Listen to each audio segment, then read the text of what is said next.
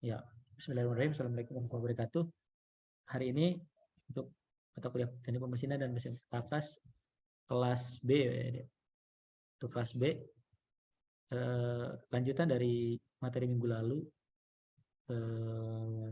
setelah UTS ya, pertemuan 9. Sekarang pertemuan 10 atau pertemuan kedua dengan saya ya, lanjutan dari Pak Kardiman. Untuk setelah dengan kelas A sebelumnya sudah disampaikan terkait dengan gerak potong dan gerak makan. Sepertinya belum pernah disampaikan oleh dosen yang pengampu yang satu lagi, yang Pak Kardiman. Nah, pada dasarnya prinsip dari pemasinan seperti yang disampaikan di pertemuan sebelumnya itu yang terkait dengan turning. Di sini kita review sedikit pertemuan sebelumnya bahwa di mana raw material atau blank material yang ditunjukkan di gambar oke, yang ini yang saya tandai warna hijau itu akan terpotong sejauh atau sebanyak nilai T atau ketebalan dari material removal. Kemudian gerak dari pahat gerak translasi dari pahat yang sejajar dengan benda kerja arah pemotongan itu dinamakan dengan feed rate atau feeding. Di sini bisa dilihat bahwa nilai feed rate itu ditentukan dari ketebalan gram dengan kecepatan dari arah translasi pemotongan. Di mana hasil dari pemotongan itu menghasilkan finishing good atau produknya, di mana dalam proses turning atau proses bubut, proses dari putaran radial pada benda kerja atau material secara rotasi itu dinamakan dengan visi atau gaya potong. Di sini ada gaya potong dan ada gaya makan. Di sini yang membedakan pada proses bubut adalah gerak potong dan gerak makan itu identik dengan gerakan dari pahat dan gerakan dari benda kerja.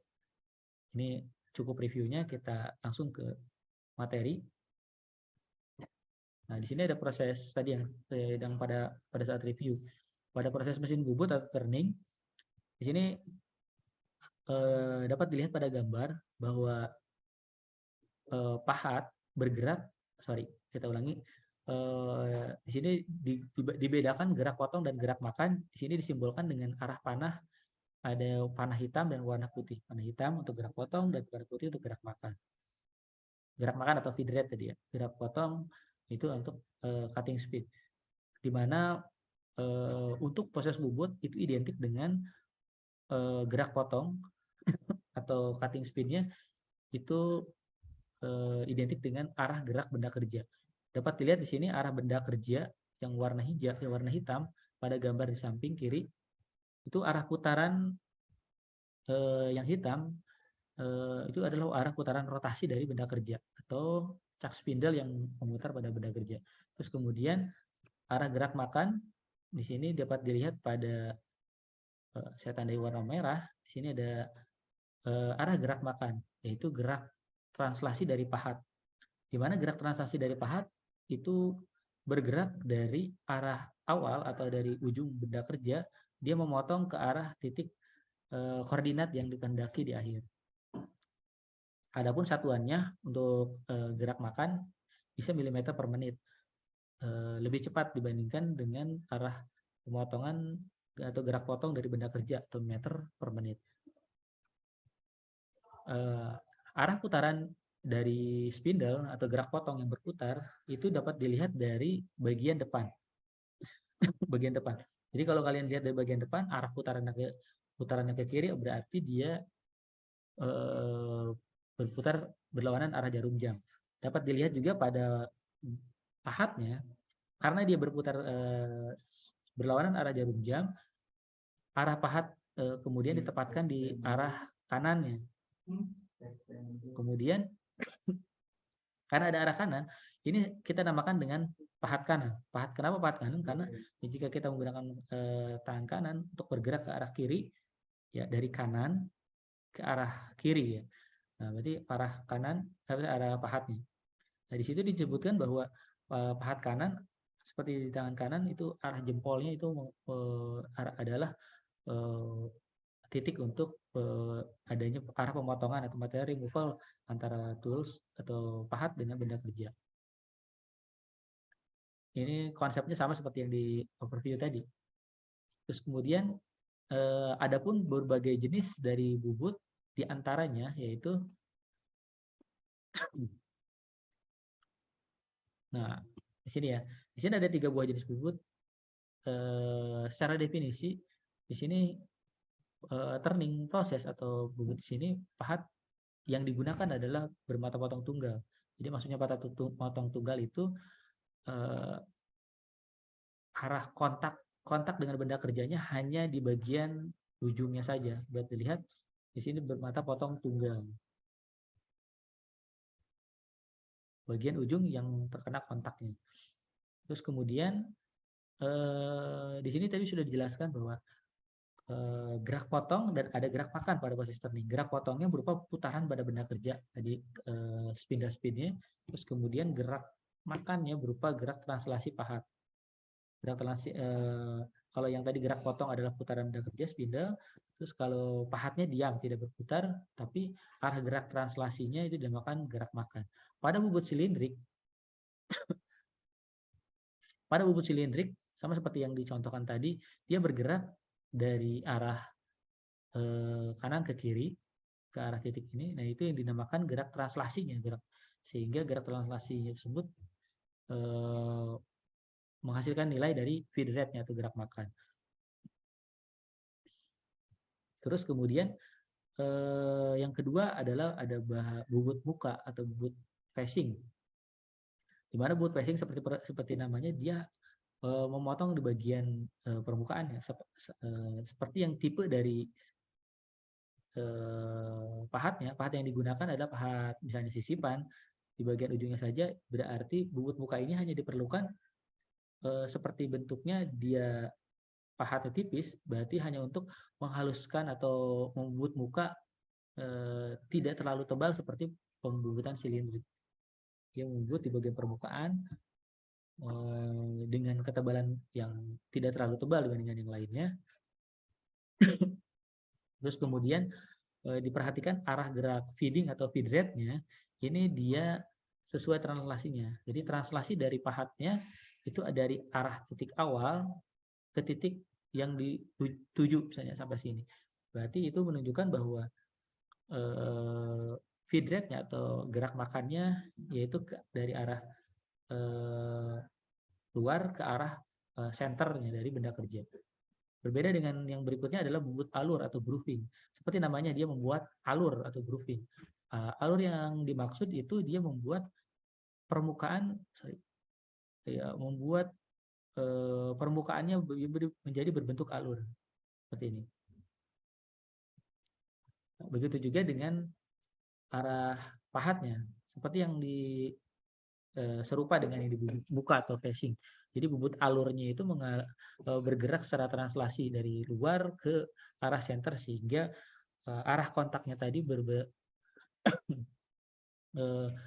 melakukan material removal, terus kemudian membentuk sebuah alur atau grooving.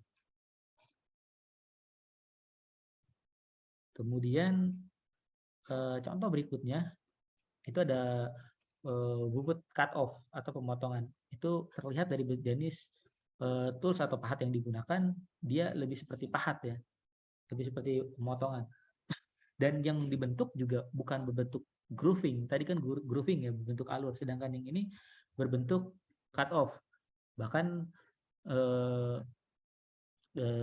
kita bisa langsung memotong dari panjang dari benda kerja. Biasanya di dalam proses mesin bubut yang continuous, yang benda kerjanya panjang, itu membuat benda kerja yang kecil-kecil itu setelah bagian depannya selesai, dia cut off di bagian belakang. Sedangkan untuk yang cut off ini sama, pergerakan dari feeding atau gerak makannya adalah gerak translasi dari pahat dari luar menuju ke titik atau koordinat yang dikehendak. Yang berikutnya bubut yang jenis meluaskan lubang atau boring. Nah, ini mirip dengan drilling ya, perluasan lubang. Tapi yang dimaksud adalah lubangnya sudah ada, tapi dilakukan perluasan atau menambah diameter dari lubang pada saat proses turning atau bubutnya. Proses boringnya di sini bisa untuk meluaskan, juga untuk bisa menambah dari diameternya. Dapat dilihat di sini ada dua buah jenis. Yang pertama tool bit, di sini ada boring bar. Yang membedakan tool bitnya ini menggunakan pahat sisipan, sedangkan yang ini menggunakan pahat iron carbide. Intinya sama saja, kontak yang terjadi hanya di bagian ujungnya yang terjadi. Terus kemudian arah pergerakan dari feedingnya itu sama, yaitu pergerakan dari arah luar menuju arah titik pemotongan. Nah, itu sama saja perluasan dari lubang atau diameter atau hole bagian dalam. Kemudian dari cutting speed atau gerak potong tadi, ataupun feed rate atau gerak makan, itu terjadi jika hanya pada saat proses kontak antara pahat dengan benda kerja. Jadi apabila gerak pahatnya itu secara translasi betul, tapi dia tidak mengalami pemotongan, berarti tidak bisa dinamakan dengan gerak makan. Jadi gerak makan, terus kemudian juga putaran dari spindle benda kerja pada saat proses bubut, jika dia mengalami proses pemotongan dengan pahat, itu dinamakan gerak potong. Tapi jika tidak mengalami kontak atau material removal, itu hanya disebut dengan spindle speed. Kemudian ada juga yang contoh yang terakhir tentang turning adalah bubut inti, trepanning. Trepanning di sini bisa dilihat bahwa jenis pahat yang digunakan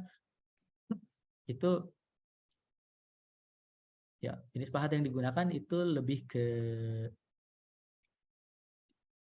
bentuknya seperti ini ya. Dia bentuknya membuat trepanning. Nah, seperti ini, dia pergerakan dari pahatnya itu bisa dari center, dia masuk dulu ke dalam, terus kemudian masuk ke bagian tengah untuk membuat sebuah pembubutan inti di bagian tengah, sehingga bentuk dari permukaannya membentuk sebuah profil tertentu.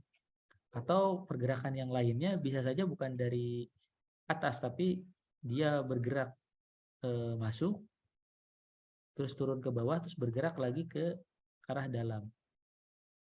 Itu bisa juga seperti itu. Intinya tujuannya adalah untuk membuat produk yang memiliki profil tertentu bagian intinya.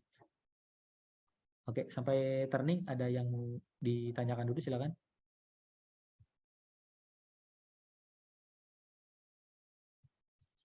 Ada pertanyaan atau respon, silakan.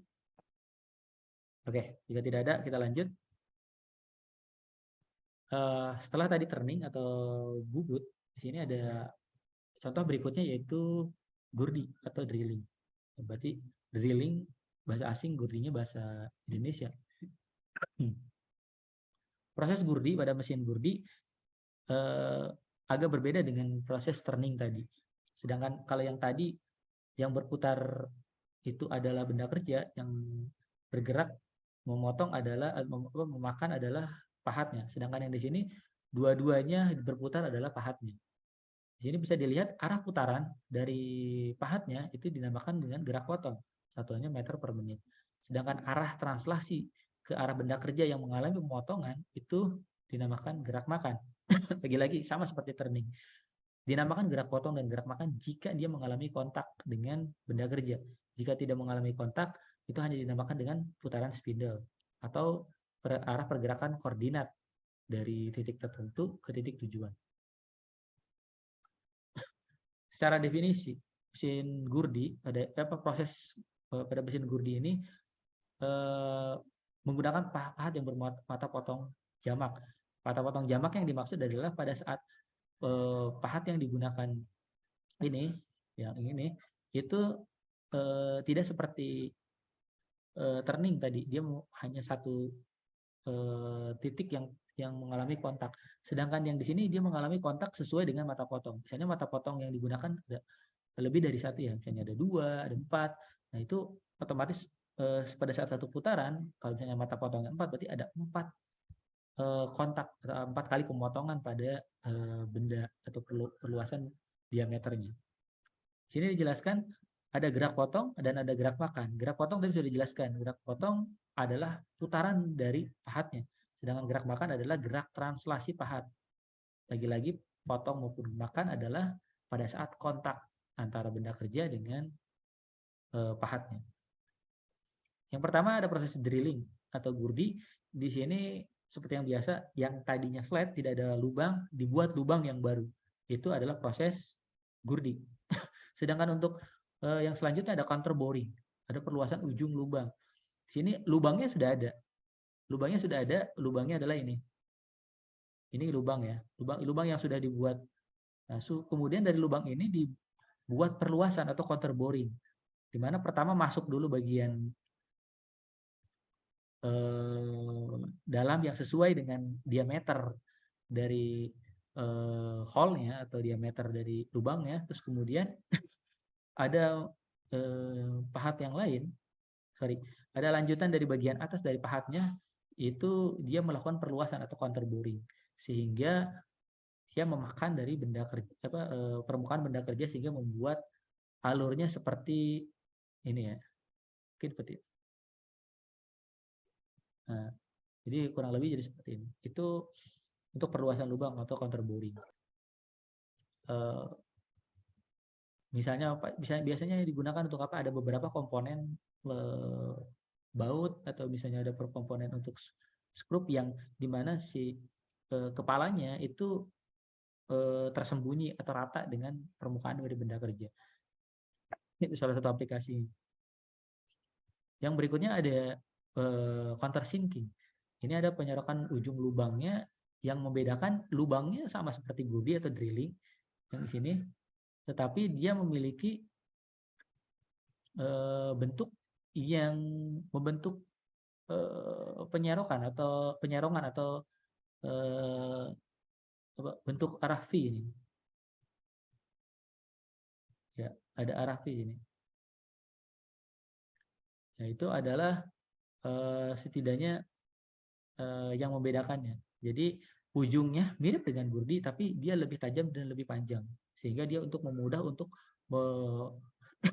membuat penyorokan lubang yang kurang lebih mirip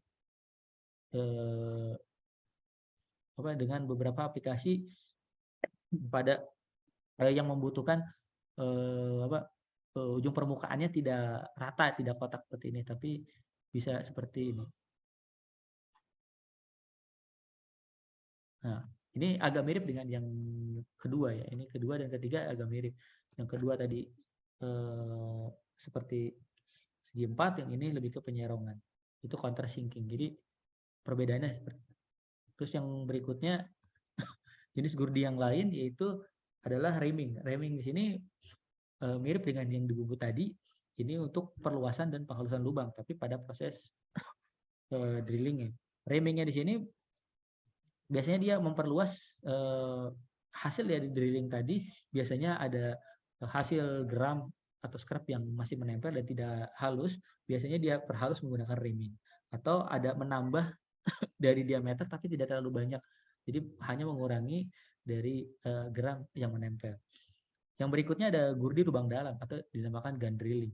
Gun drilling di sini yang membedakan adalah biasanya ketebalan atau kedalaman dan diameternya jadi lebih besar, sehingga dia ditambahkan dengan pressure yang lebih tinggi untuk menambah kedalaman atau kemampuan untuk membuat lubang pada benda kerja. Terus yang membedakan pada pahatnya di sini disemprotkan cairan pendingin atau dipompakan cairan pendingin melalui bagian dalam, terus kemudian keluar dari bagian ujung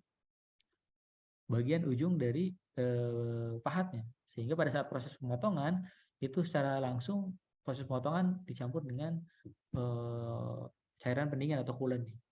Pertanyaannya kenapa harus menggunakan coolant? Nah, sama seperti disampaikan tadi. Karena proses pemotongannya lebih dalam dan lebih besar diameternya, maka membutuhkan pelumas untuk menghindari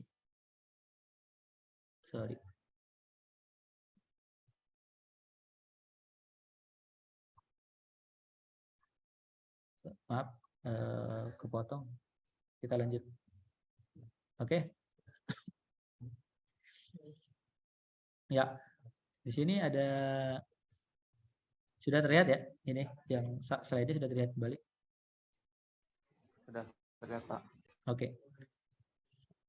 Oke, ya tadi gun drilling karena dia lebih dalam memotong dan lebih lebar diameternya, maka berpotensi benda kerja itu kontak benda kerja dengan pahat menghasilkan gesekan dan panas yang berlebih. Maka dari itu perlu adanya pendinginan agar toolsnya tidak aus dan benda kerjanya tidak lengket atau tidak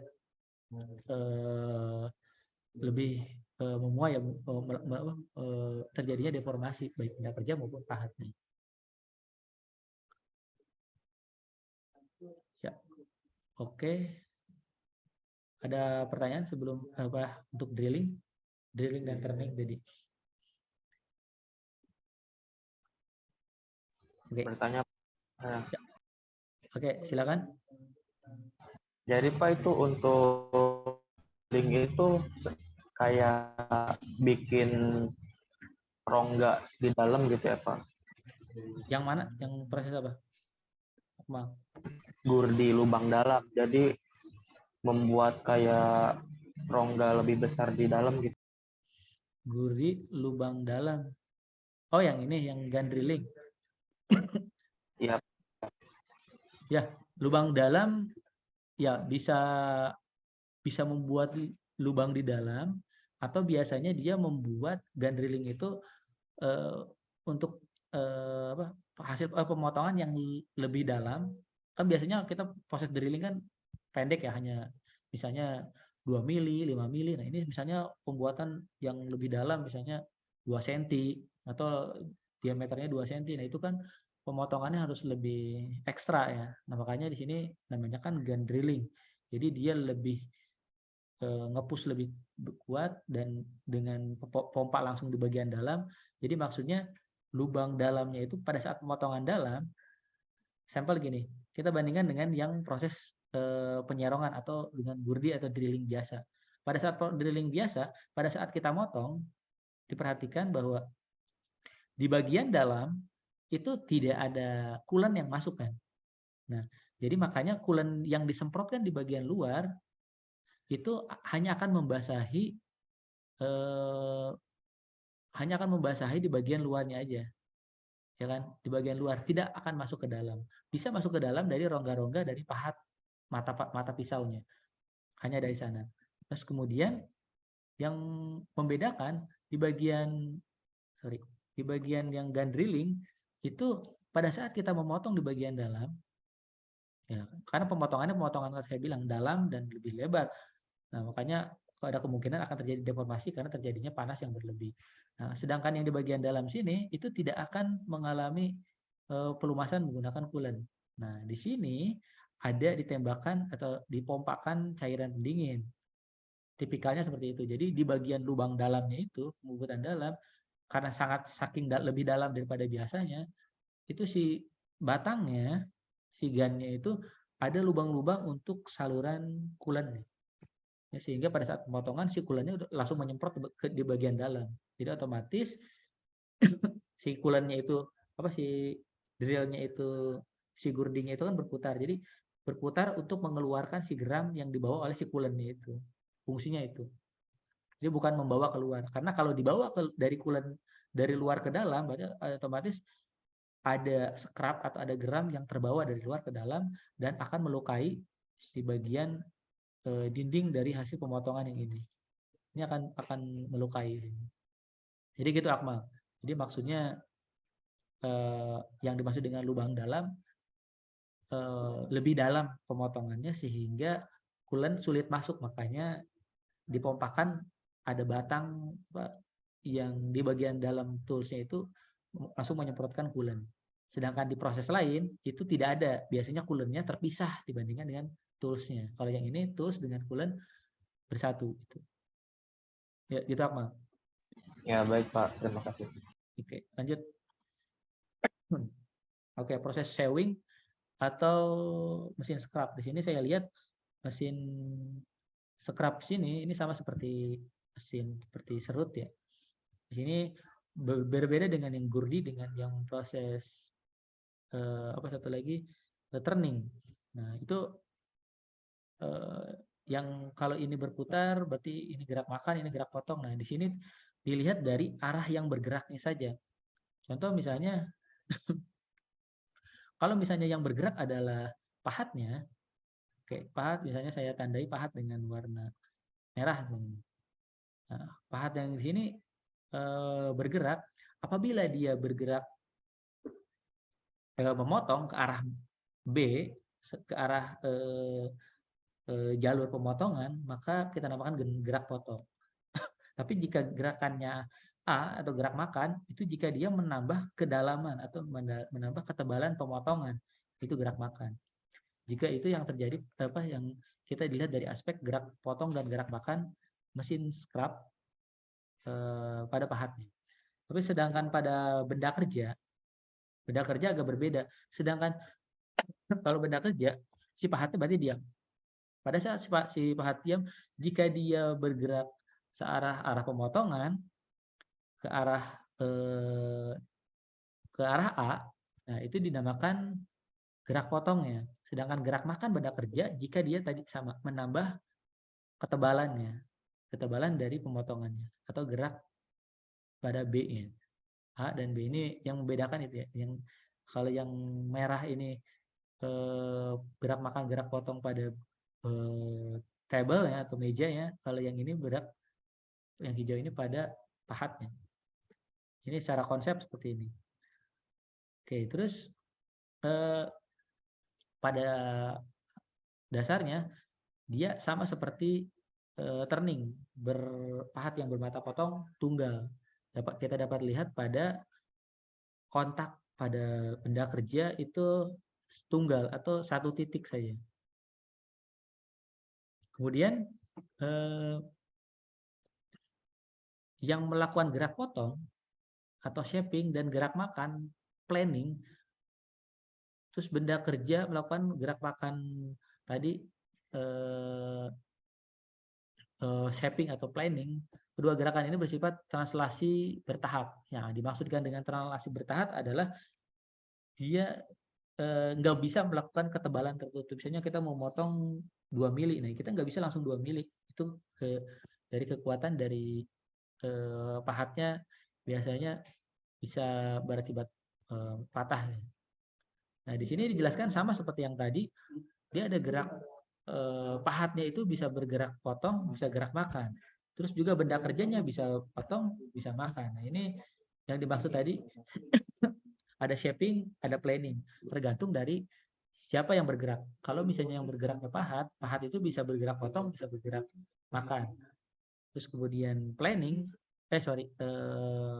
benda kerjanya bisa melakukan shaping, juga bisa melakukan planning. Dua-duanya tadi bertahap ya.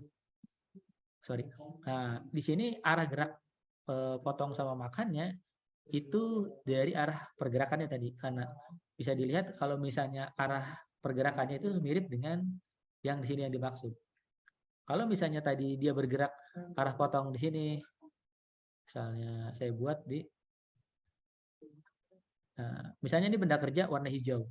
Nah, kemudian dia bergerak memotong sejauh sini dulu bertahap. Nah, dia bergerak sampai sini, dia udah sampai ujung, dia kembali lagi ke awal, dia memotong lagi. Ini yang dinamakan dengan bertahap. Memotong sini, terus dia balik lagi. Nah, seperti ini. Nah, arah pergerakan dari misalnya dari awal sampai ke ujung, nah itu yang tadi dinamakan tergantung dari yang bergerak mata potongnya atau pahatnya atau benda kerjanya. Kalau dia berpotong searah panah, itu dinamakan adalah gerak potong. Tapi jika dia memotong, menambah, bergeser ke arah sana, nah dia berarti gerak makan. Itu kalau misalnya yang bergeraknya pahat. Begitu juga sebaliknya, kalau yang bergerak adalah benda kerja, gerak makan, gerak potongnya yang sudah dijelaskan di konsep tadi di awal. Nah, di sini ada eh, 3 jenis ya. Tadi ada bentuknya scrap, dia shaping atau gerak potong, atau gerak planing atau gerak makan, dia bergeser tadi samping. Jadi di sini menggunakan tools yang berbeda atau menggunakan scrap alur atau slotting. Ini slot sama seperti membuat alur atau tadi yang grooving pada proses turning atau bubut. Nah, berikutnya ada proses fries atau milling. Proses milling di sini sebetulnya mirip dengan proses gurdi atau drilling, cuman yang membedakan dia tidak membuat melubangi ya dia, tapi dia lebih ke proses pemotongan permukaan, pengurangan dimensi, dan lubang biasanya ditambahkan di tengah itu biasanya menggunakan jenis pahat milling yang berbeda. Ini ada berbagai macam. Definisi dari gerak potong dan gerak makannya, gerak gerak potong adalah dari putaran spindle dari pahat. Sedangkan gerak makan itu adalah gerak dari si benda kerjanya. Di sini dijelaskan bahwa yang bergerak berputar sesuai spindle adalah pahat, sedangkan yang bergerak di sini adalah benda kerja. Jika benda kerja yang bergerak, di sini gerak makannya ke arah dari kiri ke arah kanan. Nah, secara definisi proses milling tadi atau fries-nya itu menggunakan pahat bermata potong jamak seperti gurdi tadi. Karena dalam satu pahat ini dia terdapat beberapa mata potong. Bisa dilihat ini 1, 2 kan, 3, 4, kemungkinan di sebelah sana ada lagi. Ini bisa 1, 2, 3, 4, 5, 6, 7, 8. Ini ada 8. Terus kemudian arah kecepatan makan. Nah, tadi yang saya bilang, arah kecepatan makan adalah kecepatan jika yang bergerak adalah benda kerja. Ke arah sana yang bergerak kecepatan makan. Terus kemudian arah dari putaran dari si toolsnya itu dinamakan gerak potong. Jika itu menggunakan fries selubung atau slab milling. Nah, berikutnya fries milling berbedanya adalah dia tidak memotong dari pahat langsung seperti ini, tapi dia menggunakan bagian muka dari pahatnya atau dinamakan dengan fries milling. Di sini biasanya arah kontak benda kerjanya yaitu yang di bagian sampingnya, sedangkan yang di sini dia seperti scrap tadi, mengeruk. Itu yang membedakan. Terus kemudian membedakan gerak potong dan gerak makannya sama.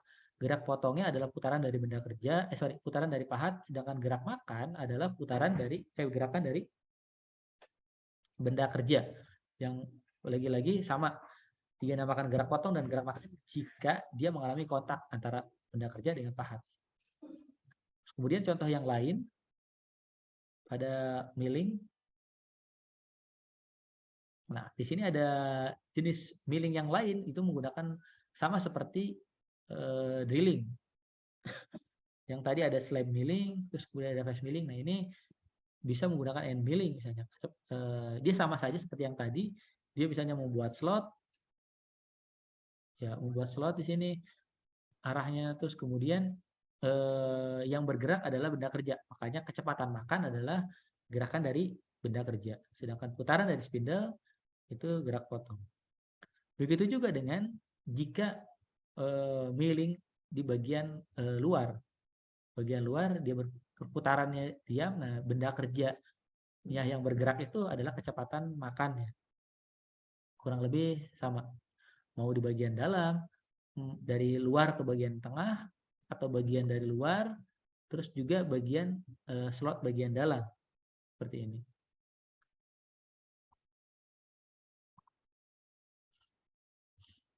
Ini juga ada jenis phrase yang lain, yaitu phrase sisi. Dia seperti roda gigi, cuman yang membedakan dia memotong. Kalau yang tadi itu memotongnya ke kiri ke kanan, dan dia memotong ke arah luar.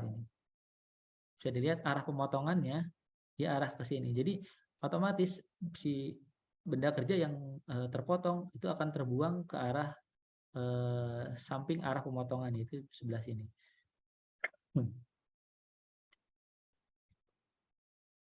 Arah pemotongan gerak potong dan gerak makan, nah itu juga disesuaikan dari putaran benda kerja, arah gerakan benda kerja dan putaran dari pahatnya.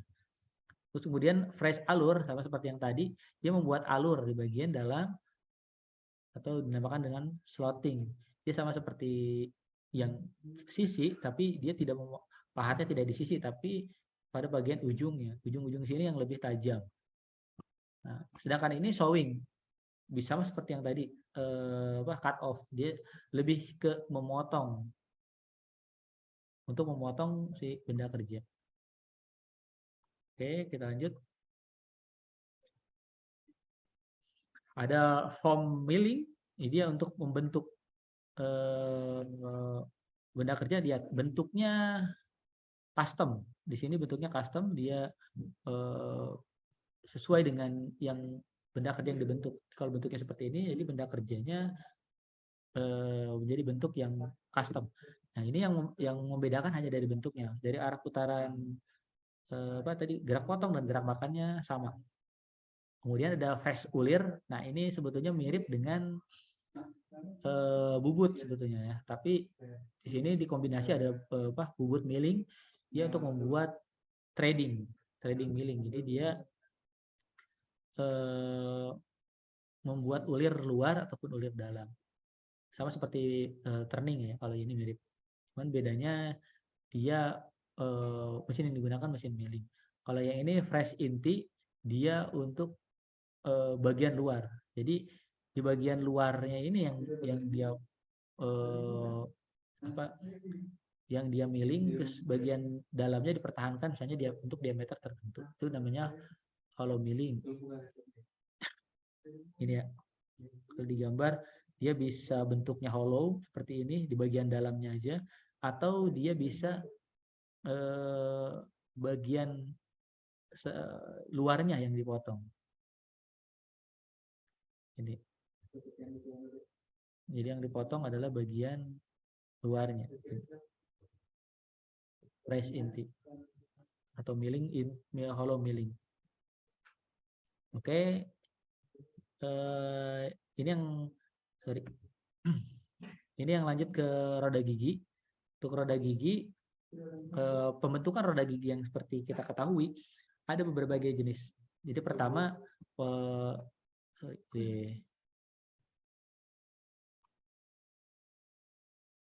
bisa ya. Nah, untuk roda gigi dia ada banyak metode. Ada menggunakan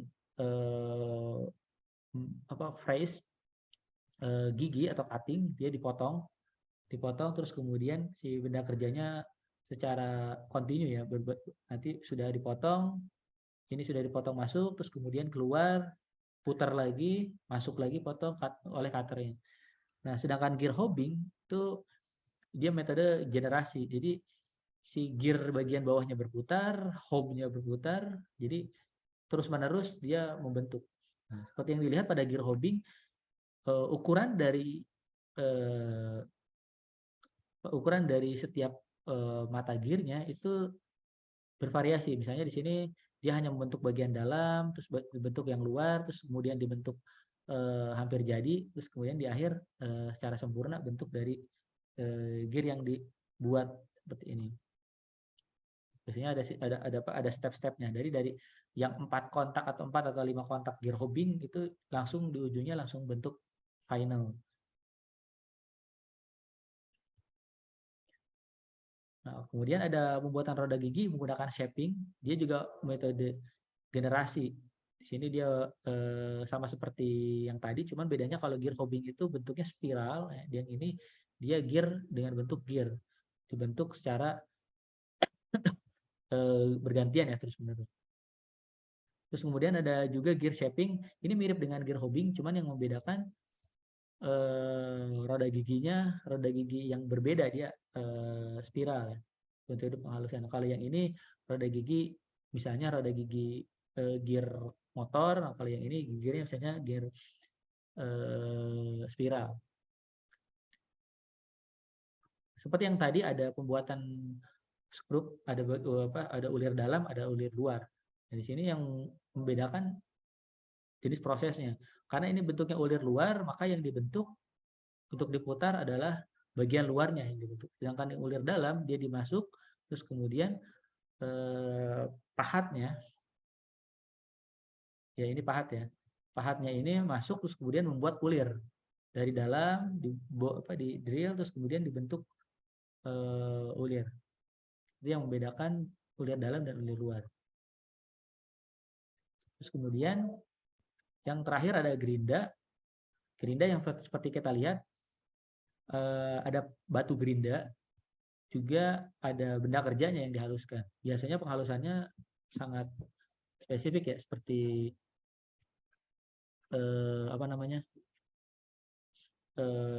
beberapa mikron. Ya, di sini sama gerak potong adalah pada putaran batu gerinda, gerak makan adalah gerakan benda kerja yang bergerak. Itu jika penggerindaan rata. Tapi jika penggerindaan silindrik atau benda kerjanya silinder, itu dua-duanya berputar, baik benda kerja maupun pahatnya atau batu gerindanya. Ini aplikasinya macam-macam. Kalau yang gerinda rata, biasanya kita lihat misalnya penggerindaan pada benda berbentuk pelat. Misalnya. Kalau misalnya gerinda silindrik, itu biasanya dibuat untuk poros, atau misalnya untuk roller pada printer misalnya, itu dua-duanya dia bergerak sehingga bagian luarnya permukaannya lebih diperhalus, tapi bentuk dari silindernya tidak berubah, tidak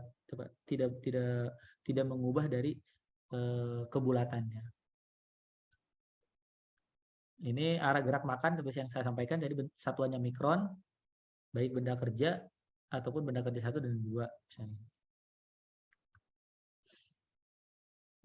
Nah, di sini proses grinding itu disebut mata potong jamak sebetulnya. Tapi karena dia bentuknya batu-batu gerinda, jadi disebut dengan mata potong yang tak terhitung. Karena serbu abrasif di permukaannya dianggap banyak, itu dianggap batu permukaannya.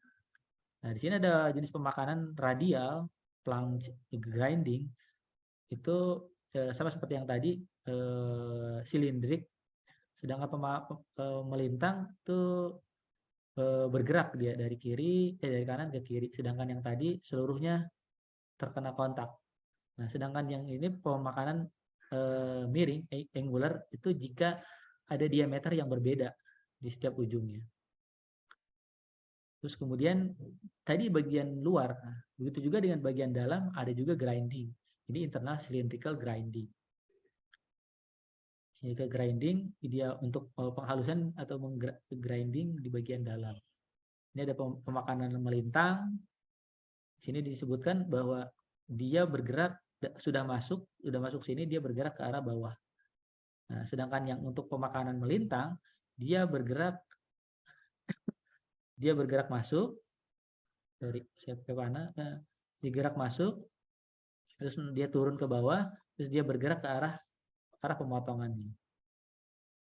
Itu untuk penggerak melintang. Kalau planetary grinding, jika dia berputar untuk menghaluskan bagian dalam, tapi memiliki diameter, jadi dia berputar.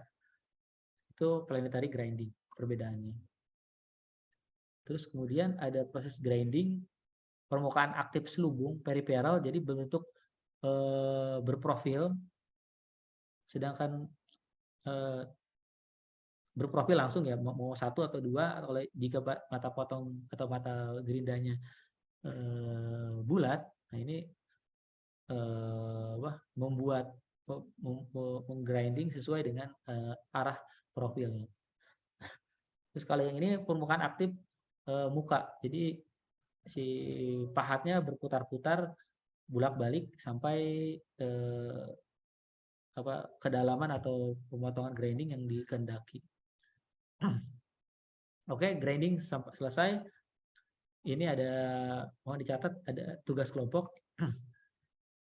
Silakan buat kelompok satu kelas ya, dibuat per kelas ya. Per kelas hanya boleh ada 5 pembahasan. Maksudnya 5 kelompok, dibuat 5 kelompok.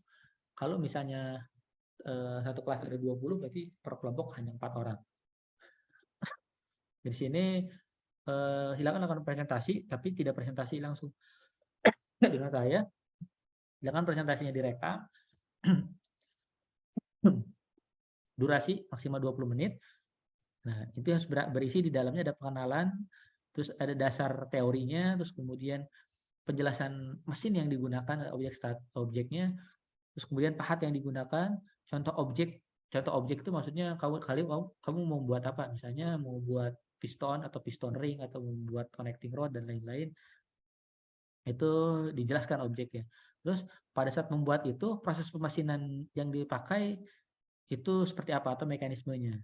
Terus tadi misalnya kalian membuat connecting rod, tata cara atau langkah per tahap untuk pembuatan komponen itu bagaimana. Terus kemudian penjelasan gerak potong atau gerak makan. Tadi karena prosesnya gini, jelaskan ini adalah gerak makan, gini gerak potongnya, terus kemudian ada perhitungannya dan lain-lain. Terus apakah ada tambahan menggunakan simulasi software CAM misalnya, kalian membuat CAD dan CAM-nya silakan ditambahkan nilai tambah atau tidak wajib. Sumbernya kalian bisa cari dari jurnal atau media ilmiah yang lain ya, bebas. Maksimal saya terima dalam bentuk link itu di 9 Desember pukul 13 hari Jumat berarti ya. Masih ada waktu sekitar 10 hari atau 9 hari. Terus kemudian nanti klarifikasi atau penilaian akan saya share, jadi silakan buat asal isi videonya sudah memenuhi. Sedangkan untuk tugas kelompoknya silakan dibagi masing-masing, ada yang terkait tentang bubut itu ada apa saja, drilling ada apa saja, milling apa saja, gear cutting atau gear hobbing dan lain-lain. Ini nomor 4, kemudian nomor 5-nya tentang grinding. Itu silakan kalian pilih, kalian bentuk kelompok. Oke, silakan ada pertanyaan? Saya bertanya, Pak. Ya, silakan. Jadi yang dimaksud kita presentasi di kumpul di satu tempat, kita menjelaskan lalu di videokan, atau dalam kita bentuk Zoom lalu di record, atau bisa gitu bagaimana? Boleh, silakan. Konsepnya Akmal, kamu mau ketemu terus mau presentasi, atau misalnya mau di Zoom, atau misalnya mau menjelaskan satu-satu kemudian digabung, itu boleh, terserah. Jadi silakan bentuk alur kelompoknya sesuai dengan kondisi saja. Kalau ternyata kondisinya mau ketemu presentasi, silahkan. Misalnya langsung live gitu. Atau misalnya mau menggunakan Zoom, terus kemudian presentasi, terus kemudian direkam, boleh silahkan. Atau misalnya mau rekam masing-masing, terus kemudian ada digabung videonya, atau misalnya sekalian diedit, silahkan gitu Akmal. Jadi tidak ditutup kemungkinan, yang penting materinya dijelaskan, terus isi dari penjelasannya juga jelas dan tidak melewati batas waktu. Itu Akmal. Ya baik Pak, terima kasih. Oke. Ya, mangga ada lagi, silakan. Pak, izin bertanya Pak. Ya, Rahmat. Berarti itu kan dibagi 5 kelompok. Ya. Nah, per kelompok itu beda-beda ini, yang misalnya kelompok 1 bubut, kelompok 2 milling gitu Pak. Ya, betul. Jadi tidak boleh ada satu kelas dengan judul yang sama. Misalnya ada satu milling, yang kedua milling lagi, nggak boleh. Jadi silakan bagi berdasarkan bagi 5 kelompok itu. Jadi tidak boleh terlalu banyak ya. Misalnya satu kelasnya ada 24 nih. 24 bagi 5, setidaknya ada yang 5 orang, ada yang 4 orang. Nah, jadi jangan sampai nanti numpuk yang isi satu 7 orang, ini ada 2 orang, nggak boleh. Gitu. Jadi saya batasi terhadap jumlah mahasiswa dalam satu kelas ya. Ya, itu Rahmat, silakan.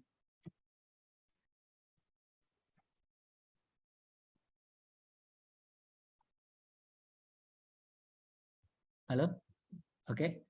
Oke, Ya, jika terima sudah, kasih, Pak. ya, jika sudah tidak ada pertanyaan, saya tutup. Terima kasih. Kelas hari ini cukup. Minggu depan kita tetap ada kelas. Pengumpulan tetap tanggal 9 terakhir. Saya tutup. Sebelum tutup, silahkan nyalakan dulu.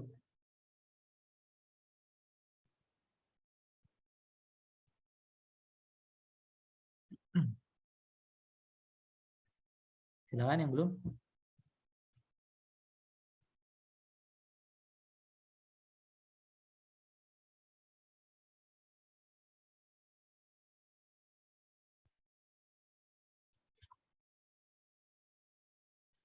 Sudah ini?